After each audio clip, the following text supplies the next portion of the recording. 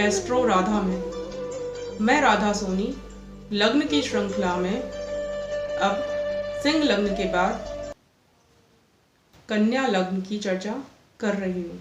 कन्या लग्न जो कि एक बहुत ही श्रेष्ठ लग्न है, इस लग्न में जन्मे जातक अति बुद्धिमान, समझदार और उनमें व्यापार का गुण जन्मजात ही विद्यमान होता है।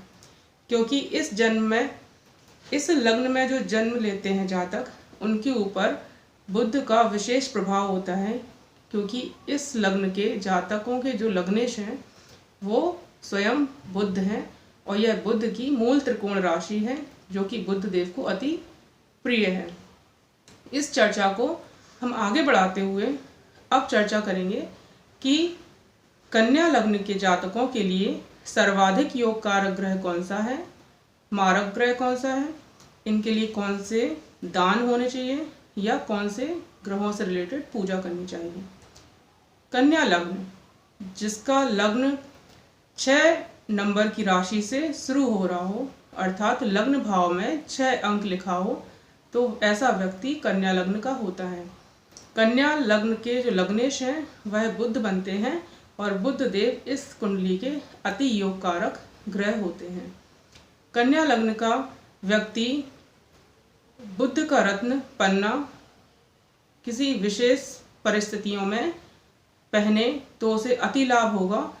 यदि उसकी कुंडली में बुध की पोजीशन बहुत अच्छी है, केंद्र त्रिकोण में है, स्वग्रही है और उसने बुध का रत्न पन्ना पहन लिया है, तो वह उसके जीवन में चौमुखी विकास करने के लिए सहायक होता है। अब हम बात करेंगे कि इस कुंडली में जो पंचमेश हैं वह बनते हैं शनिदेव, क्योंकि पंचम भाव में शनि की राशि 10 नंबर लिखा हुआ है जो कि मकर राशि होती है। मकर राशि के स्वामी शनिदेव हैं और पंचम भाव जो कि केंद्र त्रिकोण का भाव है, केंद्र लग्न हो गया, त्रिकोण में पंचम और नवम भाव, ये तीनों भाव के जो ग्रह होते हैं वो कुंडली को बहुत ज़्यादा सपोर्ट करते हैं और हमारे जीवन में संघर्षों से हमें लड़ने के लिए क्षमता प्रदान करते हैं और हमारा पोषण करते हैं। तो इस कुंडली के योग कारक ग्रह शनिदेव बन जाते हैं। अब हम चर्चा करेंगे नवमेश की। कन्या लग्न की कुंडली में नवमेश बनेंगे शुक्रदेव, क्योंकि यहाँ पर शुक्र की राशि है वृषभ राशि। अगर हम लोग काउंट करेंगे तो प्रथम भाव में 6 अंक, द्वितीय भाव में 7वें अंक की राशि होगी, 7वें अंक की राशि अर्थात तुला राशि। तो धन संचय, वाणी, कुटुंब और हमारे जितने भी खान पान का जो भाव है वह द्वितीय भाव से ही वहाँ से हम विचार करते हैं। और नवम भाव जिसको भाग्य भाव बोला जाता है, धार्मिक यात्राओं का भाव है, तो 2 बहुत ही अच्छे भाव शुक्रदेव को इस कुंडली में मिल गए हैं। इसीलिए कन्या लग्न की कुंडली में शुक्रदेव अति योग कारक ग्रह बन जाते हैं। इसके बाद हम चर्चा करेंगे कुंडली के उन ग्रहों के बारे में जो इस कुंडली में समग्रह की भूमिका निभा रहे हैं या मारक ग्रहों की। तो इसमें अब हम फिर से चर्चा करेंगे कुंडली के तृतीय भाव, जहाँ पर कि 8 अंक लिखा हुआ है।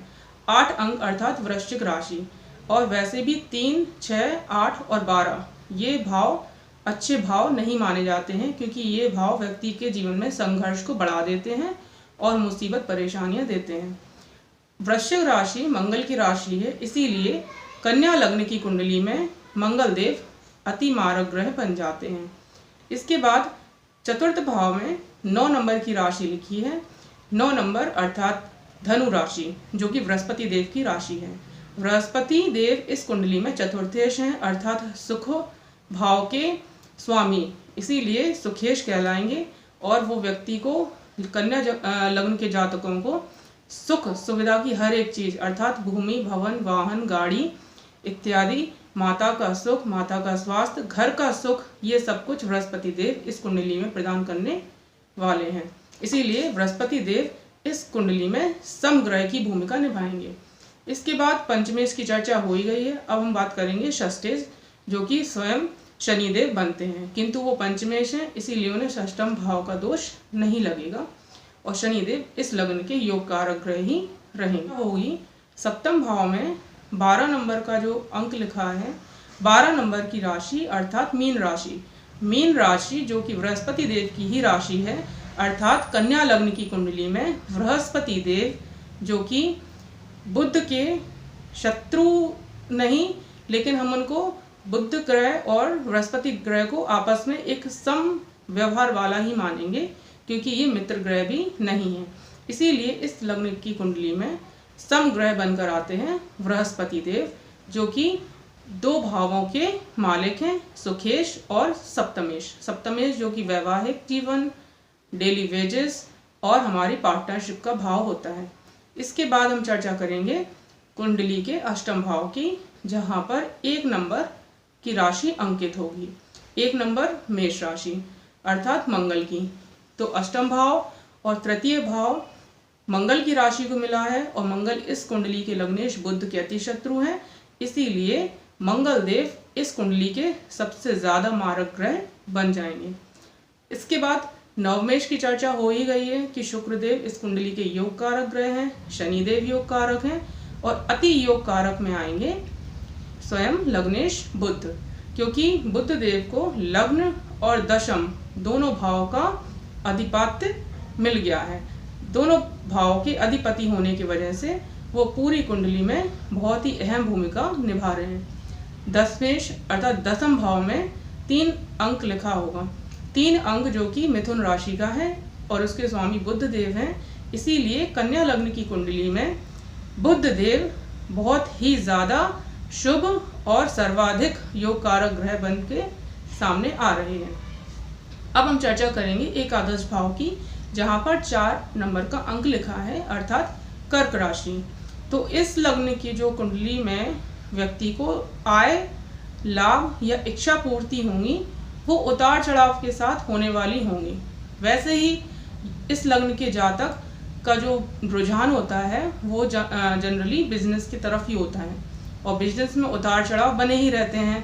और आय भाव में चूंकि चर राशि है अर्थात कर्क राशि, इसीलिए चंद्रमा की कलाओं की तरह ही इस जातक के आय के सोर्सेज और आय उतार चढ़ाव के साथ बनी ही रहती है। इसीलिए चंद्रदेव इस कुंडली के लाभेश बन रहे हैं, और बुध के साथ उनका सम एक व्यवहार है, इसलिए चंद्रदेव भी इस कुंडली के समग्रह माने जाएंगे। अब हम चर्चा करेंगे इस कुंडली के द्वादश भाव, जहाँ पर 5 नंबर की राशि लिखी है। 5 नंबर की राशि अर्थात सिंह राशि, जिसके स्वामी स्वयं सूर्यदेव हैं, और सूर्यदेव बुध देव के भी समग्रह हैं, किंतु उनको एक बुरा भाव मिला है व्यय भाव, जिसको अच्छा भाव नहीं माना जाता है। इसीलिए कन्या लग्न की कुंडली में सूर्यदेव मारक ग्रह बन जाएंगे। हालांकि चंद्रदेव भी अकारक ग्रह ही रहेंगे, क्योंकि छठे से छठा भाव भी अच्छा भाव नहीं माना जाता है, और जो लग्न से एकादश भाव है वो होता तो लाभ भाव है, किंतु छठा भाव अर्थात रोग ऋण रिपु, और उससे भी यदि गिने तब वो छठा भाव बन जाता है एकादश भाव, यानी कि लाभ भाव। इसलिए इस कुंडली में जो चंद्र ग्रह हैं वह अकारक ग्रह बन जाते हैं। इस प्रकार मैंने एक प्रयास ये किया है कि आपको एक एक ग्रह एक एक भाव के अकॉर्डिंग मैं आपको समझाती जाऊं कि कौन सा ग्रह सम है, कौन सा ग्रह कारक है, कौन सा ग्रह मारक है। तो इस कुंडली में बुध ग्रह सर्वाधिक योग कारक ग्रह हैं, शुक्रदेव योग कारक ग्रह और शनिदेव भी योग कारक ग्रह हैं। सम ग्रह में होंगे शुक्रदेव तो बहुत ही ज्यादा योग कारक ग्रह हैं। सम ग्रह में आएंगे पंचम राशि अर्थात सूर्य की राशि है, किंतु उनको बुरा भाव मिला है, इसीलिए वो इस कुंडली में अकारक ग्रह बन जाएंगे। और इस कुंडली के जो सर्वाधिक मारक ग्रह हैं वह हैं स्वयं मंगल देव, क्योंकि मंगल देव को 2-2 बेकार भाव मिले हुए हैं। और बृहस्पति देव इस कुंडली के सम ग्रह हैं, क्योंकि वो चतुर्थेश और सप्तमेश दोनों का ही कार्यभार संभाल रहे हैं। अर्थात अगर ओवरऑल देखा जाए तो इस कुंडली में जो सबसे ज़्यादा मारक बन रहे हैं वो मंगल देव बन रहे हैं। इसके बाद अधिकांश जो ग्रह हैं वह मिला जुला फल देने वाले ही होंगे, क्योंकि सूर्यदेव इस कुंडली के लग्नेश के मित्र हैं और उनको बुरा भाव मिला है, इसीलिए वह एक अकारक ग्रह बन जाएंगे, अर्थात ना तो वो कुंडली में नुकसान पहुंचाएंगे और ना ही कोई बहुत ही ज़्यादा फायदा। अब हम चर्चा ये करेंगे कि यदि इस कुंडली में बुध लग्न भाव, द्वितीय भाव, चतुर्थ भाव, पंचम भाव, सप्तम, नवम, दशम या एकादश भाव में बुध ग्रह स्थित हैं और यदि वह सूर्य से अस्त हैं, उनका डिग्री बल कम है, तब आप बुध का रत्न पन्ना पहनकर इस कुंडली को मजबूती प्रदान कर सकते हैं। क्योंकि बुध ग्रह एक ऐसे ग्रह हैं जो देव लग्न के जो ग्रह हैं उनका भी मित्र बन जाते हैं और दैत्य लग्न के ग्रह हैं अर्थात शनि, शुक्र, राहु, केतु, उनके भी वो मित्र बन जाते हैं। वो उनका दोनों ग्रहों के साथ एक सम व्यवहार होता है। इसीलिए इस लग्न में हानिकारक ग्रह में एकमात्र सिर्फ मंगल देव ही बहुत ही ज़्यादा बन रहे हैं, क्योंकि मंगल देव को बहुत बेकार भाव मिल गए हैं। यदि आपको मेरी ये जानकारी पसंद आई हो तो आप इस चैनल को सब्सक्राइब करें और लाइक करें। हाँ, एक बात विशेष ध्यान देने की यह है कि इस लग्न में जब भी किसी ग्रह की महादशा अंतर्दशा चल रही है तो आप उस ग्रह से संबंधित पूजा पाठ अवश्य कर सकते हैं। दान देने की आवश्यकता नहीं है सिवाय मंगल देव को छोड़कर। मंगल के ही दान आपके लिए फायदेमंद हो सकते हैं। धन्यवाद।